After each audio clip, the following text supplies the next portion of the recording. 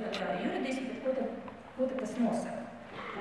Pārējai uz eiro pašai par sevi nevajadzētu izraisīt nekādu papildus birokrātisko slogu. Visi tiesiski instrumenti, un ar to ir domāt kaut kādi normatīvi akti vai, nezinu, tiesas nolēmumi, līgumi, kas varētu būt tas, kas interesē mūs visvairāk, ja? Tie visi paliek spēkā. Tas, ka tur ir atsaucis latos, nepadara šo līgumu par spēkā nēsošu pēc pārējais uz eiro. Tos piemērus, kā es teicu, man liekas, praktiskās piemērošanas visvieglāk ir domāt tieši par līgumiem, ja? Vai tie būtu kredītlīgumi vai depozītlīgumi, tad, kad mēs runājam par banku, vai tie ir piegādātāja līgumi vai darba algas līgumiem, viens no tiem nezaudē spēku iestājoties eiro. Bet kā tad viņi saglabā to spēku? Un tas ir pateikts diezgan skaidri, tātad līguma summa vai teiksim, tiesiskā instrumentā nepabeigtā vērtība tiek konvertēta uz eiro un ar diviem pamatprincipiem. Pirmkārt, izmantojot padomus noteikto maiņas kursu. Tātad mēs nevaram viņus konvertēt pēc brīdi izvēlēta kursa, mums vienmēr tiem ir jāpieturās pie šī oficiālā maiņas kursa.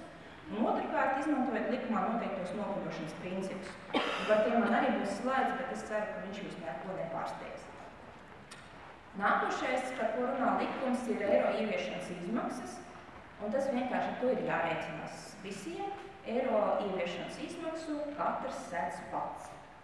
Atkarībā no nozares tās ir lielākas vai mazākas, bet nekādas kompensācijas no tā vien, ka jums ir radušās izmaksas pārliek uz eiro, jūsu uzņēmumu, no tā nevienam nepieņemas.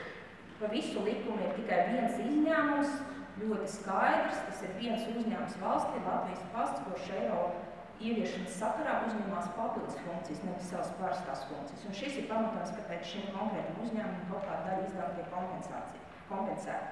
Nevienam citam uzņēmumam nekas kompensēts netiek, tātad visus izdevumus sēdzam paši. Noguļošanas principus, kā es solīju, ceru, ka tas jūs nepārsteigs. Visus, kas esam mācījušies matemātiku, es ceru, ka šajā pašajā auditorijā mēs visi matemātiku zinām, noguļošanas principi ir parasti noguļošanas principi matemātiskie. Un apaļojamies summas līdz eiro centiem. Nekas nepārsteidz. Ir kaut kādas situācijas, un tur, kur mēs lietojam jau šobrīd, pieņemsim latu izteiksmi, tarifus kaut kādus vairāk zīmējumais kontu, 4, 6. Tad arī pārējot uz eiro tiek saglabāts zīmju skaits. Atkal apaļošana ir matemātiski, bet zīmju skaits tiek saglabāts tāds, kāds viņš ir Latvijā. Vienlaicīgs apgrozījums periods. Šis ir viens likuma punkts, kura smagums būs jāiznes uz saviem pleciem tirgotājiem. Un proti 2 nedēļas no eiro ieviešanas dienas. Tātad no 2014. gada 1. janvāra līdz 14. janvārim tirgotājiem būs jāpieņem maksājums, skaidrā naudas maksājumi, viņiem būs pienākums pieņemt gan latos, gan eiro. Un atlikums ir jāizsniedz eiro.